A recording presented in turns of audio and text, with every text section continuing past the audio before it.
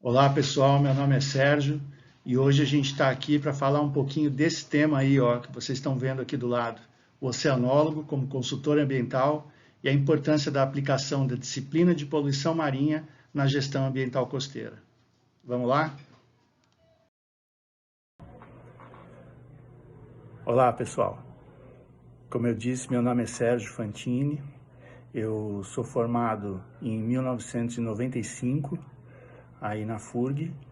E eu vou falar agora um pouquinho rapidamente da estrada que eu trilhei, né, na minha carreira profissional nos últimos 26 anos e em seguida a gente continua essa conversa, tá bom? Eu comecei minha carreira profissional em 1997 como coordenador de educação ambiental do Instituto Baleia Jubarte, que fica lá em Caravelas, no sul da Bahia, de frente para Abrolhos, o arquipélago que faz parte do Parque Nacional Marinho dos Abrolhos.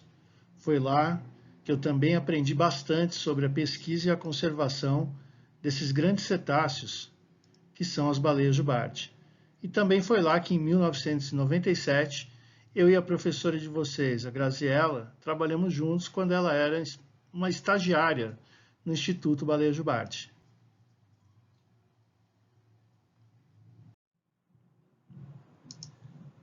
Depois de trabalhar no terceiro setor, conhecer as ONGs como o Instituto Baleia Jubarte e também ter a oportunidade de conhecer algumas unidades de conservação, como o Parque Nacional Marinho dos Abrolhos, a APA da Ponta da Baleia, o Parque do Descobrimento, todos no sul da Bahia, atuei no licenciamento ambiental, inicialmente no órgão governamental estadual da Bahia, depois na Secretaria Estadual de Meio Ambiente do Espírito Santo e, posteriormente, fui convidado a trabalhar no IBAMA, no Rio de Janeiro, no licenciamento de atividades de exploração e produção de petróleo e gás na área offshore.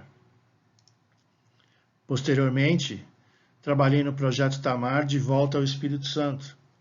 E, em seguida, tive uma grande oportunidade e passei mais de 7 anos trabalhando na Petrobras, inicialmente em Macaé, no Rio de Janeiro, e depois de volta ao Espírito Santo. Em seguida, atuei como gerente de licenciamento ambiental numa grande empresa de consultoria aqui do Espírito Santo e pude trabalhar posteriormente na Edson Schwest Offshore. A Edson Schwest Offshore foi para mim uma grande escola. Eu pude acompanhar desde a fase de instalação até a fase de operação do Brasil Port, a maior base de apoio logístico offshore da América Latina. Lá, como coordenador e posteriormente como gerente de segurança, meio ambiente, saúde e qualidade, pude conhecer mais do que a área ambiental. Foi para mim quase que uma nova faculdade. Mais recentemente, em 2018, fui presidente do Instituto Estadual de Meio Ambiente e Recursos Hídricos, o órgão governamental ambiental aqui do Espírito Santo. E, posteriormente, fui convidado a me tornar diretor de sustentabilidade do Grupo Imetame, onde trabalho hoje e vou falar um pouquinho mais para vocês. Na Imetame, eu tenho a oportunidade de liderar um grupo multidisciplinar de profissionais, formado por engenheiros ambientais, biólogos, um oceanógrafo, que sou eu, e especialistas da área de socioeconomia. Também trabalhamos com vários processos de licenciamento, desenvolvemos alguns programas de monitoramento ambiental, além de programas de responsabilidade social da empresa. Uma das empresas do Grupo Imetame é o Imetame Logística Porto. Nós estamos atualmente nos preparando para a instalação de um grande empreendimento portuário aqui no Espírito Santo. E para isso, estamos desenvolvendo vários programas de monitoramento, como campanhas oceanográficas, monitoramento de tartarugas, cetáceos, monitoramento de praias para controle de erosão e um completo gerenciamento de resíduos e efluentes. Agora, em seguida, eu vou mostrar para vocês um rápido vídeo sobre o empreendimento para que vocês entendam um pouco melhor o que é que a gente vai instalar e futuramente operar aqui em Aracruz, no Espírito Santo.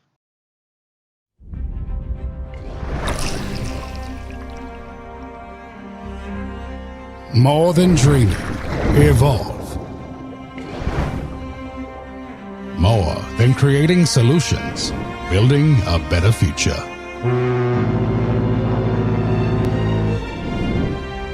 More than a project, relentless transformation.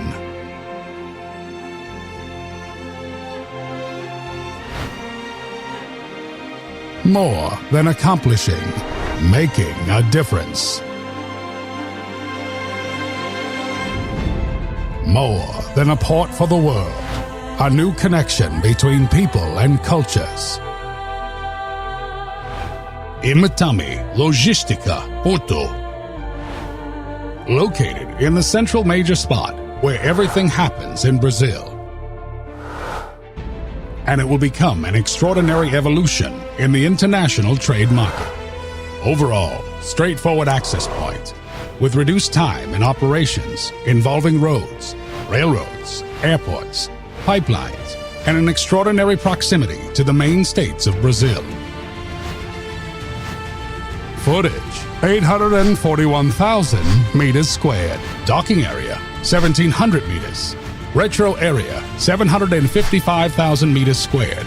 Types of cargo, containers. Loads in general, solid, liquid and gaseous bulk. Electronic programming designed for 100% automated operation with online services, withdrawals and receipts. Ships type, new Post-Panamax ship and Suezmax. 100% bonded area. Social performance, commitment to society. A new interface between Brazil and the world has been born with great technology, innovation, experience, and above all, with people that make a difference.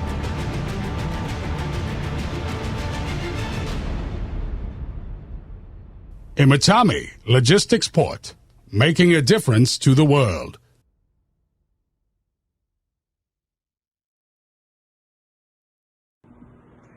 Antes da gente continuar, eu queria que vocês ouvissem dois grandes amigos meus, dois colegas, oceanólogos aí da FURG também. Vamos ouvir o que eles têm para dizer? Bom dia, boa tarde a todos. Meu nome é Júlio Bueno, sou oceanógrafo, formado na FURG em 86, vai 35 anos de atuação, 4 em projeto de pesquisa, aí na FURG mesmo, projeto Lagoa dos Patos, e mais de 30 fora do ambiente acadêmico, em empresas de consultoria, como é o meu caso agora, e também em órgãos de controle de meio ambiente, né? E eu gostaria de dizer que desses 35 anos de atuação, uma das disciplinas mais importantes, aí, mais aplicáveis fora do ambiente acadêmico, é claro que ela também tem muito sua importância dentro desse ambiente, mas fora do ambiente acadêmico é a disciplina de poluição marinha. É através desses mecanismos, desse conhecimento de poluição aí, que se faz todo um processo de gestão ambiental aí, falando no nosso caso, né, em ambientes estuarinos, ambientes de baía, estuarinos costeiros e até mesmo offshore, certo? Temos diversas legislações, certo? Como a 357 CONAMA, que classifica os corpos d'água, né? E também define padrões de lançamento de efluentes, a 430 também, em 2011, que veio complementá-la, certo? Temos também a 454 CONAMA, que trata do gerenciamento de sedimentos, né? de dragagem. Então, exemplificando um pouco, né, desse processo de gestão, todos esses portos que eu falei aí, de Rio Grande, Itajaí, Paranaguá, Baía de Vitória, todos eles têm uma coisa em comum. E o que é? Eles recebem efluentes domésticos, eles recebem efluentes industriais, das mais distintas, né, tipologias, algumas delas eu citei aqui, certo? Aí em Rio Grande, a questão de fertilizantes também. Mas todos eles recebem dentro de padrões de lançamento, certo? Mitigando, de certa maneira, impacto, mas esses contaminantes, eles se depositam nesse fundo do estuário, nesse fundo da baía, e num evento, por exemplo, de dragagem, que é necessária, porque você precisa manter, né, a atividade comercial de um porto, e você tem a taxa de sedimentação. Então, esses contaminantes, eles tendem a ficar envelopados, e quando é necessário, se faz necessária uma dragagem, então, para a manutenção do calado operacional do porto, faz necessária a remoção desses sedimentos. Ou então, quando se pretende ampliar um porto e faz uma dragagem de aprofundamento. Então, todo esse pacote sedimentar, lançado ao longo de um determinado tempo, que recebe contaminantes industriais, domésticos, ele encontra-se ali envelopado, ele faz necessário ser removido, e aí todos esses contaminantes, esses poluentes, eles são biodisponibilizados na coluna d'água e através da cadeia trófica biomagnificados. Então, esse processo de gestão ambiental, dessa necessidade dessa atividade comercial, dessa atividade industrial, dessa atividade portuária, esse processo ele tem um balizador comum. Esse balizador comum é a legislação que trata disso e são as condicionantes ambientais do licenciamento dessas atividades, e são principalmente os padrões que você estabelece de lançamento desses contaminantes, desses poluentes, indicando uma maneira de mitigá-los ou até mesmo anulá-los. Então, eu gostaria de ressaltar aqui a importância dessa disciplina, certo, de poluição marinha, como uma forte ferramenta na atividade profissional que vocês terão após aí o término aí do ciclo acadêmico. Aí alguns deverão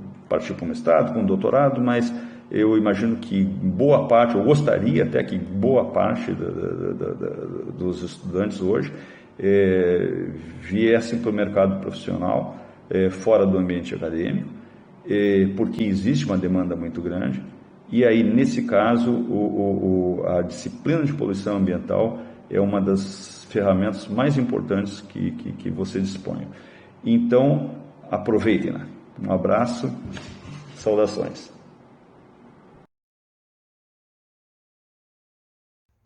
Olá, pessoal. Primeiramente, gostaria de agradecer o convite para estar podendo falar aqui um pouquinho da minha experiência profissional para vocês. Meu nome é Marcelo Travasso, sou oceanólogo, formado aí na FURG em 1987, e atualmente sou diretor de operações numa empresa de consultoria ambiental, Conservation, que é sediada aqui em Vitória, no Espírito Santo. Então, hoje eu sou responsável por um portfólio de projetos. Nós temos mais de 60 projetos em desenvolvimento, e vários projetos desses estão ligados aí à área de monitoramento ambiental, qualidade ambiental e licenciamento ambiental. Esses programas de monitoramento, eles visam basicamente avaliar o impacto ambiental de lançamento de efluentes, atividades de dragagem, outras atividades produtivas no meio ambiente. Tem programas de monitoramento ainda que nós executamos associados ainda àqueles acidentes, famosos acidentes que ocorreram aqui na bacia do Rio Doce e do Paraupebas, né, com as barragens de mineração. Então, são programas, são atividades envolvidas diretamente relacionadas com o controle, a gestão, o monitoramento de impactos ambientais e de poluição ambiental. Tá? Vou falar um pouquinho da minha experiência que vem desde a academia e como isso refletiu aí na minha atividade profissional.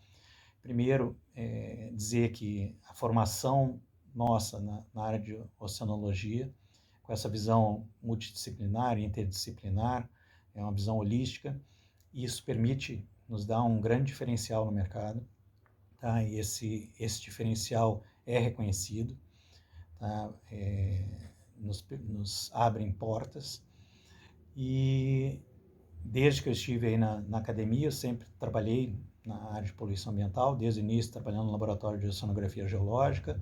Saindo da FURG, eu segui meu mestrado na Federal Fluminense, trabalhando também com metais pesados, em sedimentos, na água. E quando eu entrei para o mercado da iniciativa privada, no ramo de consultoria ambiental, onde eu já atuo há 28 anos, eu comecei como especialista inicialmente, mas rapidamente, até por esse conhecimento, por esse destaque que na época, o conhecimento técnico, a bagagem que a gente trouxe da academia, com muita experiência em pesquisa e tudo mais, me trouxe. Isso me permitiu rapidamente assumir a coordenação e gerenciamento de projetos, sempre projetos com atuação multidisciplinar. Então você é responsável por coordenar diversos especialistas, você tem que desenvolver uma capacidade aí não só a técnica, mas gerencial também, extremamente importante hoje na atuação, tá? E essa capacidade realmente de consolidar, de integrar informações, isso favorece muito a nossa situação. Eu queria chamar, como eu tenho pouco tempo aqui para estar falando realmente, são várias questões que poderiam estar sendo trazidas aqui para vocês, mas eu gostaria de dar destaque a alguns aspectos da formação, aí, principalmente nessa área de poluição ambiental, que são importantes. Um primeiro aspecto é desde o planejamento das atividades, dos programas, dos estudos que são realizados nessa área.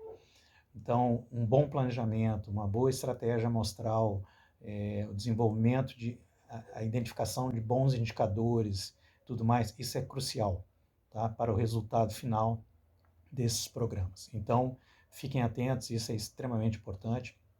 Vocês têm bons profissionais aí dando essa formação para vocês, então explorem isso, porque isso é fundamental hoje, seja onde vocês forem atuar. E outra questão é a questão do processamento, a interpretação, a análise dos dados. Então, claro, o conhecimento acadêmico, o viés de pesquisa científica é extremamente importante, mas o conhecimento aplicado, a identificação, entendimento de como essas informações devem ser utilizadas, isso é crucial.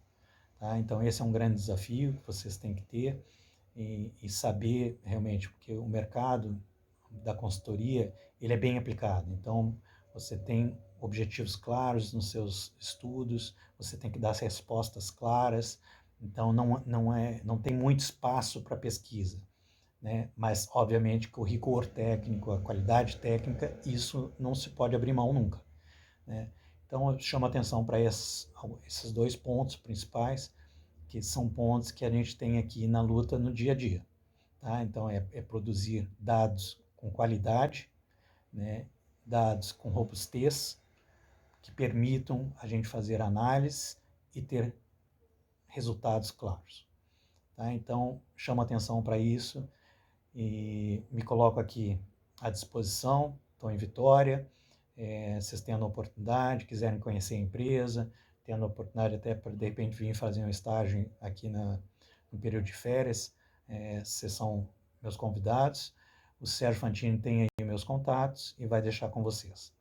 Tá? Agradeço e desejo sucesso para vocês. Um grande abraço.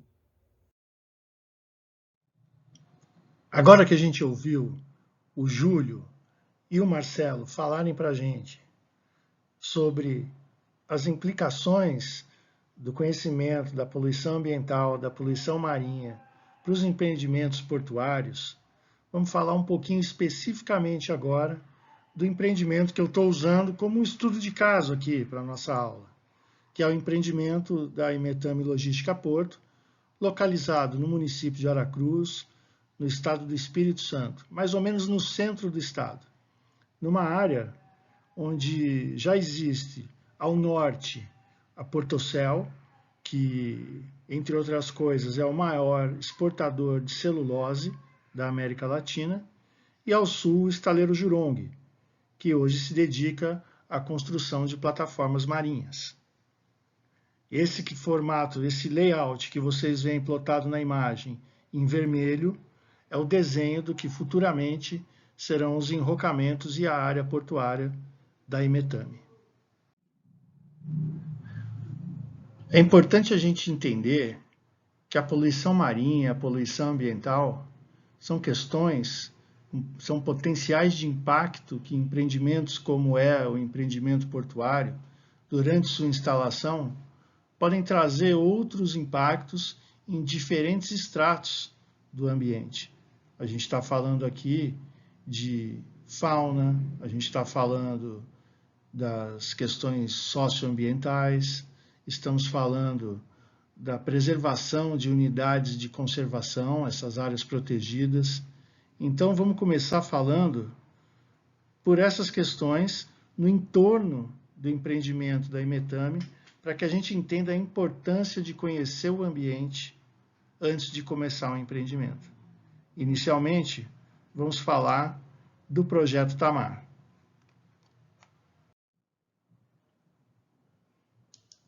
Logo ao norte do empreendimento, ao norte de Aracruz, no município onde a gente se situa, está a reserva biológica de Comboios, um dos principais pontos de desova da careta-careta, tartaruga cabeçuda, e um único ponto de desova da tartaruga gigante, a Dermocheles coriácea. Isso já dá para nós, né? Sendo ela uma das 10 espécies mais ameaçadas de extinção do mundo, a importância ambiental dessa área para a conservação. Já nesse slide, nós temos a oportunidade de acompanhar a densidade de distribuição de baleia jubarte em 2019. São dados do Instituto Baleia Jubarte que eu trago para vocês aqui. Então, vocês estão vendo aí nessa graduação de azul a densidade da presença da baleia jubarte durante sua época reprodutiva. Olha ali, indicando, né, Barra do Riacho, bem ao lado de onde a gente vai instalar o empreendimento. E é onde esses animais fazem sua migração.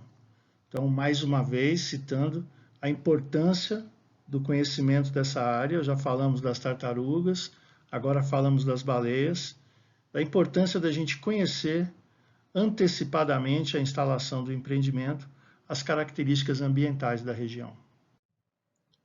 Também nessa região a gente encontra populações residentes da Pontopora rainvillei, a toninha, né? Um dos pequenos cetáceos mais ameaçados de extinção que a gente encontra na costa do Brasil.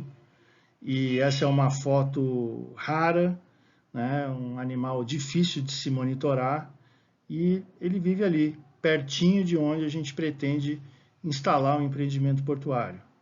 Então, a relação da poluição ambiental, da poluição marinha, com a vida desses animais, ela está intrinsecamente ligada, e a gente, mais uma vez, ressalta a importância de conhecer esse ambiente previamente, para que busquemos minimizar e até anular qualquer tipo de impacto a essa espécie. Socioeconomicamente falando, a gente tem uma preocupação prioritária, que é a pesca artesanal.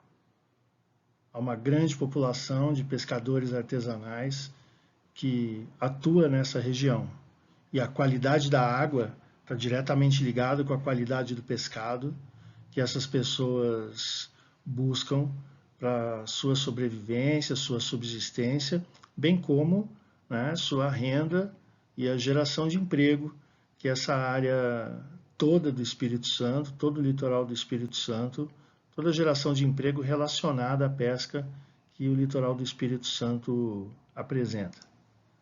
Também é importante, como o Marcelo já tinha citado e o Júlio também, a gente lembrar que essa região também já vem sofrendo muito pelos acidentes ocorridos, né? Principalmente pelo acidente ocorrido na mina da empresa Samarco, lá em Minas Gerais, que afetou todo o Rio Doce e, posteriormente, né, causou diversos impactos à pesca em todo o litoral do Espírito Santo para baixo.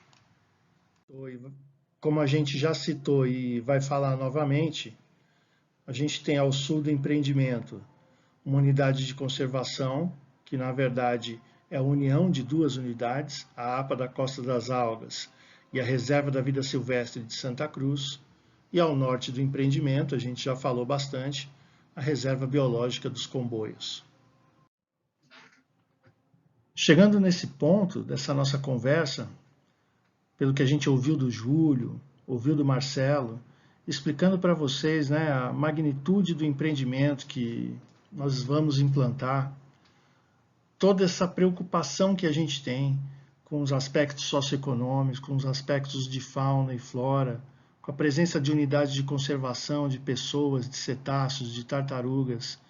Então, o que a gente fez? Nós desenvolvemos uma malha amostral, que na verdade é o reflexo de condicionantes ambientais de licenciamento, não apenas do órgão estadual que nos licenciou, mas também do órgão federal, o ICMBio, que gere as unidades de conservação ao norte e ao sul do empreendimento. Então, eu quero mostrar para vocês aqui a malha amostral de monitoramento de qualidade de água que nós já desenvolvemos e que temos feito campanhas, né, prévias à instalação. Seguiremos monitorando durante toda a instalação e depois de uma análise criteriosa de todos os resultados que a gente obtiver ao longo do que se planeja ser em torno de 2 anos e meio a 3 anos de instalação, a gente vai rever essa malha amostral e depois seguir monitorando durante a fase de operação do empreendimento. Então eu vou mostrar para vocês aqui, com a canetinha laser aqui, ó, nós temos 3 pontos dentro da APA. Essa área de verde mais claro toda é a APA da Costa das Algas. Dentro da Reserva da Vida Silvestre, que está inserida na APA, a gente tem mais 3 pontos de coleta de água, que são esses aqui. Nós temos aqui os pontos no entorno do empreendimento, que é aquele desenho que eu mostrei para vocês anteriormente. E temos mais alguns pontos de monitoramento de água na frente da Reserva Biológica de Comboios, aqui em cima onde eu estou mostrando para vocês. A gente também faz o monitoramento prévio da área de Botafora, onde a gente vai fazer a dragagem aqui do sedimento para levar as profundidades aos calados necessários para esse empreendimento portuário.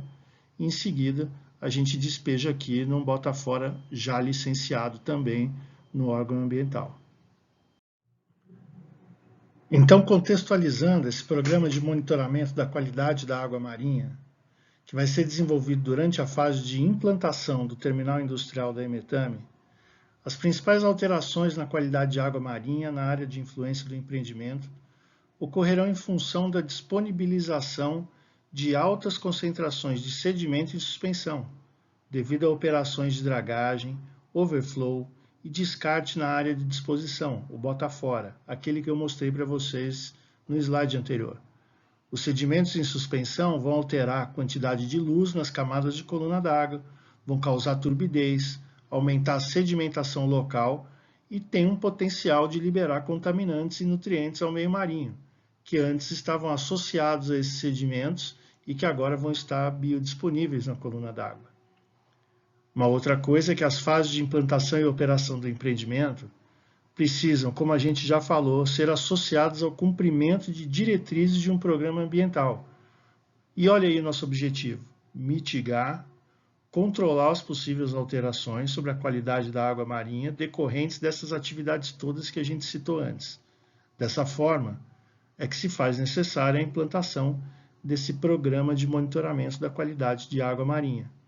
Esse é um programa desenvolvido por oceanógrafos, por biólogos, por pessoas que profundamente conhecem as questões de poluição marinha e vão saber relacionar todos os parâmetros que nós vamos obter nas nossas campanhas, após as análises, com os possíveis impactos que possam estar acontecendo, como a gente acabou de ler, e saber que medidas de controle a gente tem que implementar e que medidas mitigadoras ou corretivas devem ser desenvolvidas em caso de se identificar alguma alteração na qualidade da água local. Vamos falar um pouquinho agora de quais são os objetivos específicos desse programa de monitoramento que a gente está comentando. Inicialmente, então, caracterizar a qualidade da água marinha, obviamente, da região do empreendimento, através das medições de parâmetros requeridos antes do início da obra de implantação, conforme as diretrizes e limites definidos na CONAMA 35705. Vocês podem voltar lá e ver que o Júlio comentou sobre isso e o Marcelo também.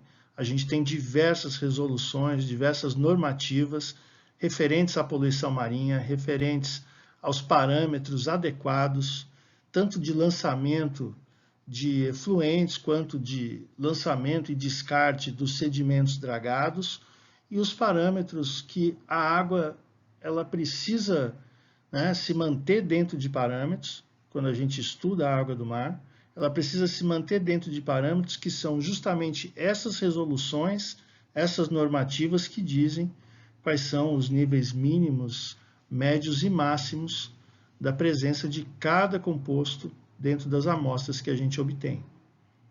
Verificar durante a implantação do empreendimento a conformidade da qualidade das águas marinhas, segundo disposições previstas, de novo, na Resolução CONAMA 357, no interior da Revis de Santa Cruz, da APA das Algas e da Zona de Amortecimento da Rebio de Comboios. Monitorar os parâmetros de qualidade de água marinha na região do empreendimento durante e após as obras de implantação. Novamente, sempre ressaltando que norma, que legislação a gente está seguindo.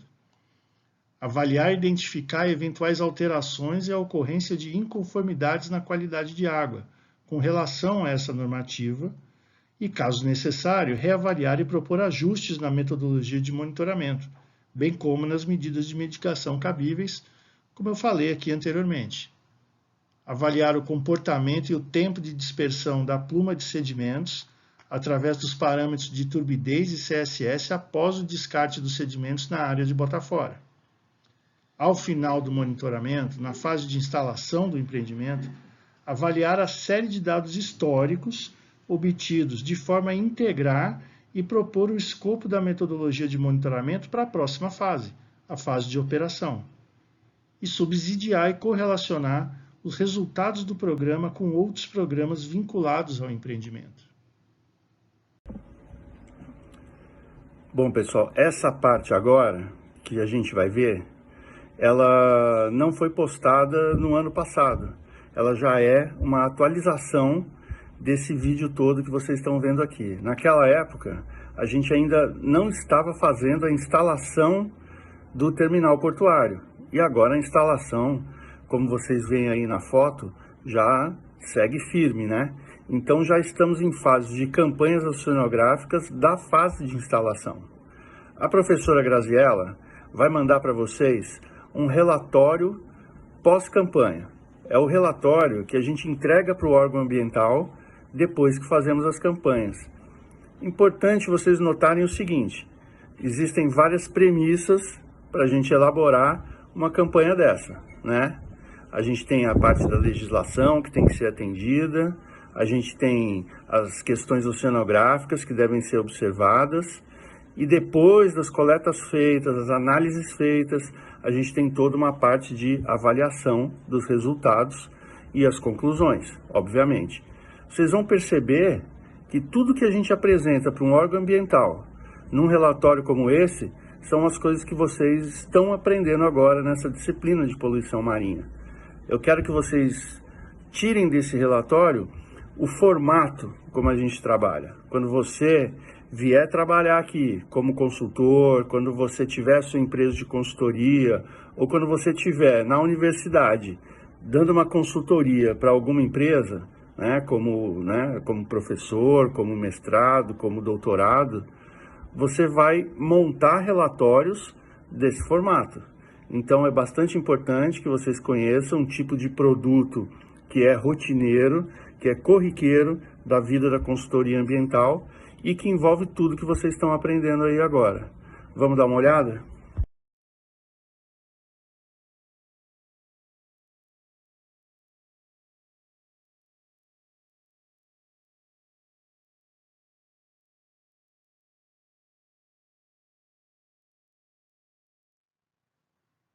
Bom, pessoal, agora a gente já parte um pouco já para o final desse nosso bate-papo, né? Para concluir.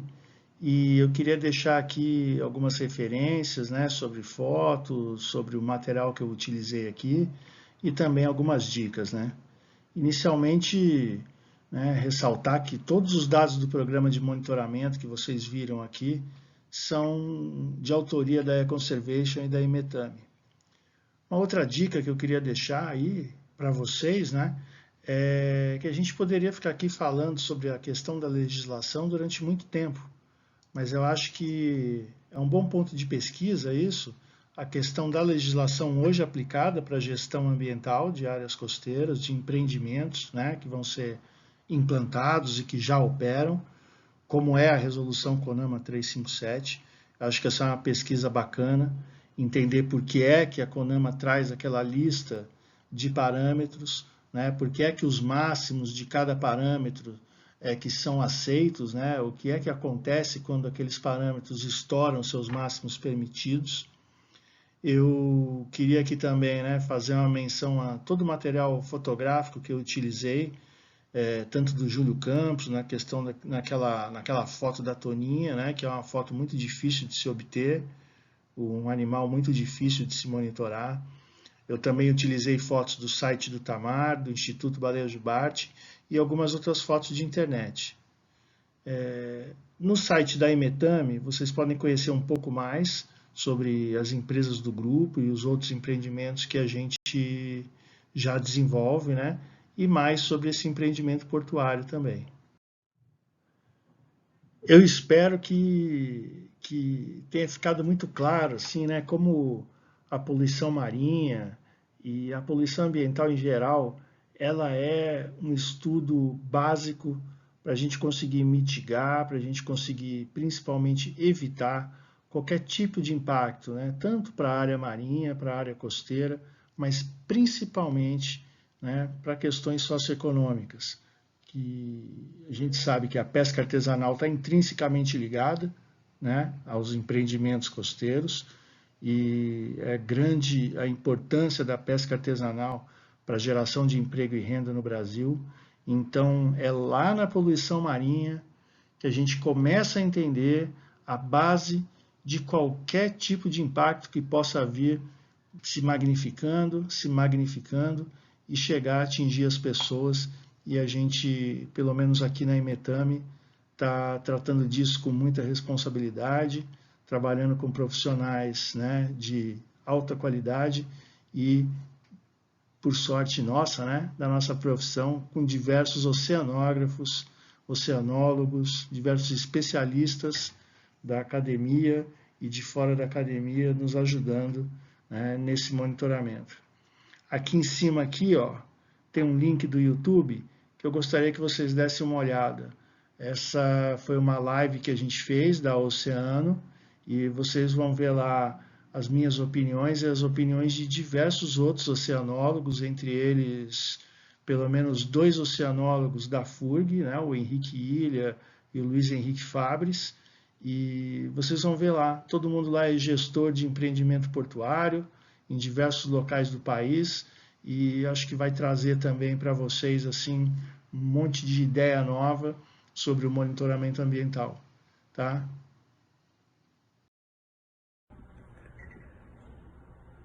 Bom, pessoal, eu espero que vocês tenham gostado. Claro que não é uma aula como vocês estão acostumados a ver, na verdade isso aqui é mais uma troca de ideia, né? Foi mais uma troca de ideias.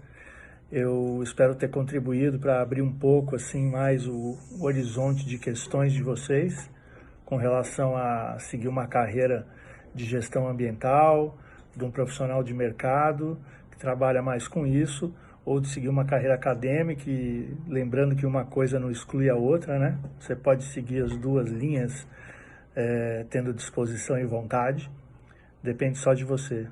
Queria agradecer à professora Graziella, ao professor Gilberto e a oportunidade, né, de estar aqui contribuindo com vocês, com a formação de vocês, da escola de onde eu vim, tá? É um orgulho muito grande ser colega de vocês e é isso, tá? Eu vou deixar aí os contatos, a Graziella tem também, E vocês, por favor, fiquem muito à vontade para entrar em contato comigo, com o Marcelo, com o Júlio, e a gente está aí para ajudar os colegas que virão em breve somar com a gente aí na Zona Costeira Marinha. Tá beleza?